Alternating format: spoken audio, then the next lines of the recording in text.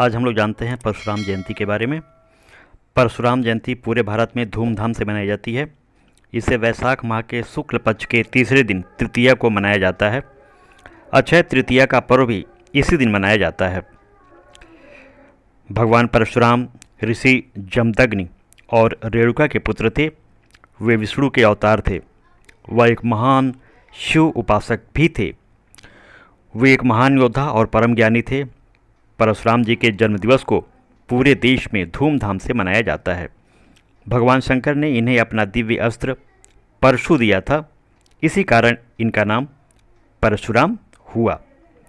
भगवान विष्णु के 10 अवतारों में से छठा अवतार परशुराम के रूप में लिया था। इन्होंने दुष्टों का कई बार संहार किया था। हमारे जीवन में परशुराम जयंती का अत्यधिक महत्व है। यह जयंती अन्याय के विरुद्ध आवाज़ उठाने के लिए मनाई जाती है। जब दुष्टों ने परशुराम के पिता की हत्या कर दी तो उन्होंने अन्याय के खिलाफ युद्ध छेड़ दिया और दुष्टों का विनाश कई बार किया। परशुराम अपने क्रोध के लिए भी जाने जाते थे। उन्होंने क्रोध में आकर भगवान गणेश पर अपने परशु यानी फरसे से आक्रमण किया था, जिससे भगवान गणेश का एक दांत टूट गया, जिससे वह एक दंत कहलाए थे। यह जयंती मनाकर हम सभी को शिक्षा मिलती है कि हमें क्रोध नहीं करना चाहिए। भगवान परशुराम से जुड़ी अनेक कहानियां हैं। एक बार उन्होंने अपने पिता के कहने पर अपनी माता का सिर फरसे से काट दिया था।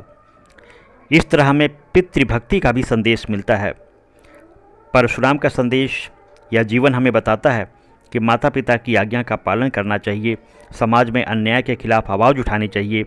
जो व्यक्ति मूक होकर यानी गूंगा होकर अन्याय सहता है वह कायर कहलाता है और इतिहास में उसे कोई जगह नहीं मिलती, उसे कोई याद नहीं करता।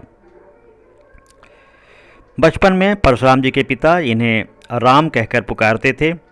पिता से उन्हें वेदों का ज्ञान मिला। धनुर्विद्या सीखने के लिए राम अपने पिता के परामर्श पर हिमालय पर्वत चले गए और भगवान शिव की साधना करने लगे। उस समय राक्षसों और असुरों ने देवताओं को परेशान कर रखा था। भगवान शंकर ने परशुराम से कहा कि वह देवताओं की रक्षा करें। परशुराम ने बिना किसी अस्त्र शस्त्र के ही असुरों का नाश कर दिया। इससे प्रसन्न होकर भगवान शंकर ने उन्हें एक परशु फरसा दिया। इसके बाद वे परशुराम कहलाए। तो आपने देखा कि परशुराम के बचपन का नाम राम था, जो उनके पिता ने रखा था। बाद में भगवान शंकर ने उन्हें फरसा दिया, इस कारण इनका नाम परशुराम हो गया। तो परशुराम के जीवन से शिक्षा आपने देखा, अन्याय का हमेशा मुकाबला करना चाहिए, अन्याय के सामने झुकना नहीं चाहिए और लोगों के कल्याण की बातें हमेशा सोचनी चाहिए।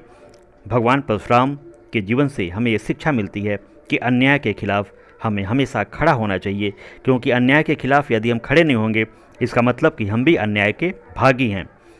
जय परशुराम, जय भगवान परशुराम।